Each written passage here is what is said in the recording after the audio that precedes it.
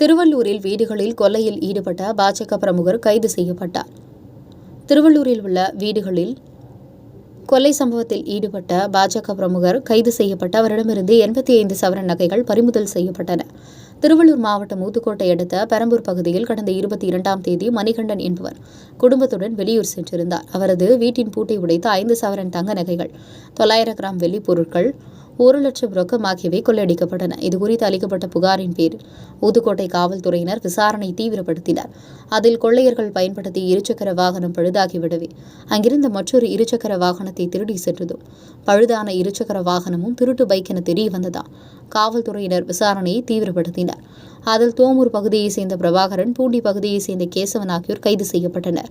கைது செய்யப்பட்ட பிரபாகரன் பாஜக பிரமுகர் என்பதும் இவர் மீது பல வழக்குகள் நிலுவையில் உள்ளதும் தெரியவந்தது. இதனைத் தொடர்ந்து அவரிடமிருந்து 85 சவரன் நகை பறிமுதல் செய்யப்பட்டது.